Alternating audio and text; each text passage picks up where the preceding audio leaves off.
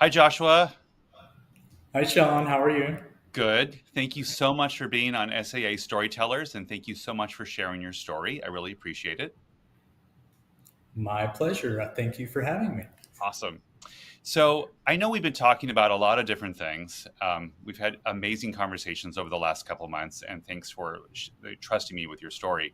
I'd like to ask you just a few questions. So, tell me about your care team, maybe your care team at home. Who's someone that helps you and like gets you through your day? That would be my daughter, who is actually turning 16 this month. Hmm. Uh, she's an honor roll student. She is doing schoolwork for longer hours than I could imagine doing at her age. And she also works a job, and she's been going through all her student driving courses. But she's been incremental in pretty much everything on a daily basis. She helps, prepare meals. She provides good company, comic relief.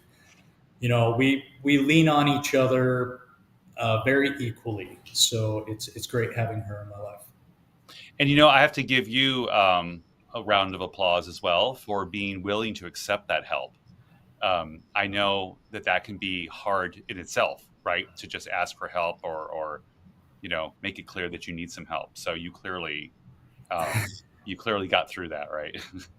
Yeah, it's very humbling. When you're 42 years old and all of a sudden you feel like you're living in a 90-year-old body. Uh, things change overnight, and you have a lot of things that all of a sudden you're just not able to do, and you do have to ask for help. And it's kind of a choice between, okay, well, do I want to continue moving forward, or do I just want to stay stuck in a position not able to do anything? And uh, being able to ask her for help is great. Knowing that she's there to also provide that support, life changing. Awesome. So on a similar path, you talked about mountain biking. I'm a biker as well. We totally connected on that. And what's it like when you're out on the bike? Is there a certain place you like to go? Are there certain, what level of hill do you do? Tell me a little bit about a bike ride. Sure, sure. So, all right, it has actually turned into an every morning event. Hmm. I start off on pavement, so I'll do normally a few miles on pavement, and I work on getting my body all stretched out, relaxed, just getting that motion going.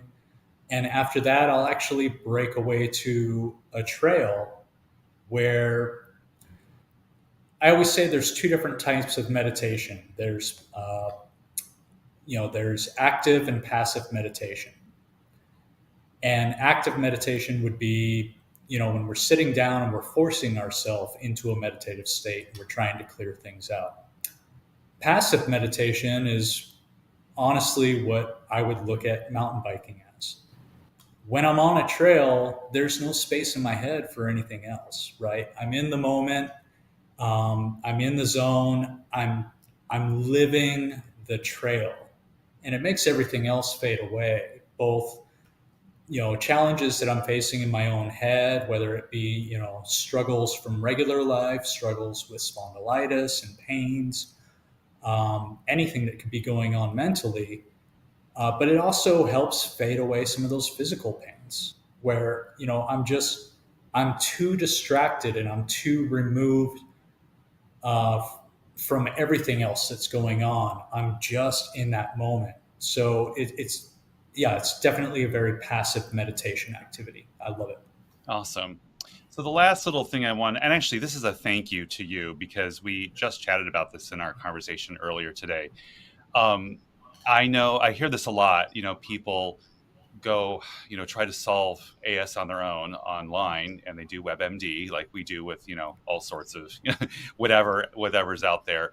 Um, what was it like to discover some other language or text or information that wasn't scary? Or what was that transmission like from, I don't know what I'm doing to learning more about your disease?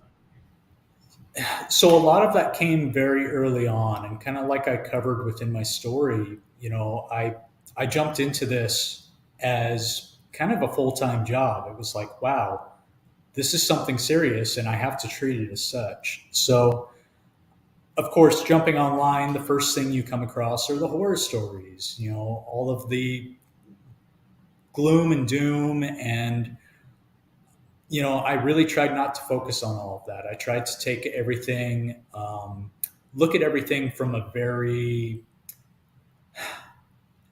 almost from a medical provider's point of view, and just dissecting the facts. But the trouble is, where do you go to look for all the facts?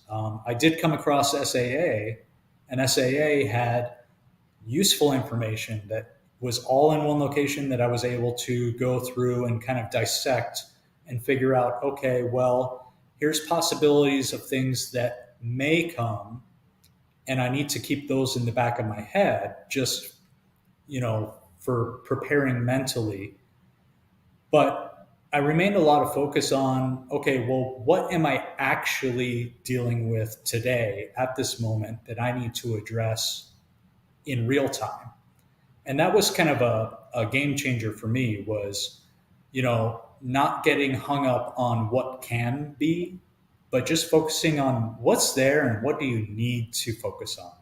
Because we have so many symptoms that can jump up and rise with what we're dealing with spondylitis.